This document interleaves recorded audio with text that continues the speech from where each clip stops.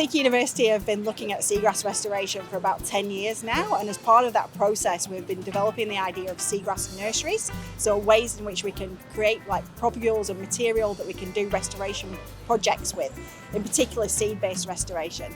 And today we're actually getting together other people that are looking at seagrass restoration from across the Great Barrier Reef, and it includes traditional owners from about 5 different areas. We've got researchers from other universities like JCU and Deakin University, and also some of the natural resource managers, and also some commercial operators. Everybody looking at ways in which we can develop and expand seagrass nurseries to help support seagrass restoration for the Great Barrier Reef. We're developing seagrass nurseries for a very particular species in a very particular area.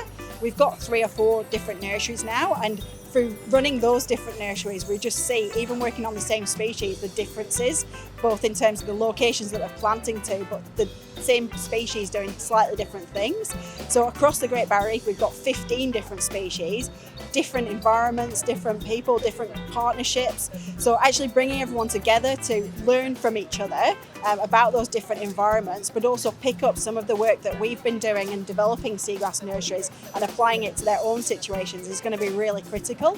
Without events like this, it would be so hard to invest and be associated with excellent seagrass restoration opportunities. So events like today are fantastic opportunities to network, to meet other traditional owner groups from up and down the Great Barrier Reef catchment, to really get together and brainstorm the different challenges and opportunities that are occurring in seagrass restoration up and down the reef.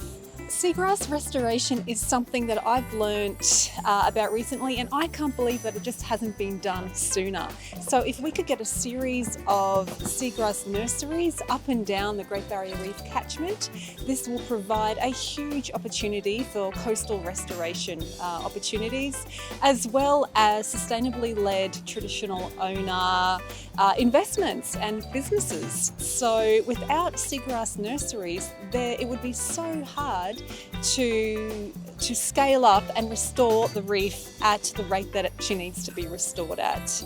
Yeah, they have a list of what we call ecosystem services that are as long as my arm. So the main one that people hear about a lot is blue carbon. So this workshop, on the last day of this workshop, we're also looking at how blue carbon fits into the picture of seagrass restoration, how seagrass restoration could be used as a method for trapping blue carbon. So what's blue carbon? It's basically where material carbon, both from the seagrass meadow itself and from other areas, gets trapped by the seagrass into the sediment and held long term. And that's important because it draws carbon dioxide out of our atmosphere and helps to offset climate change and global warming.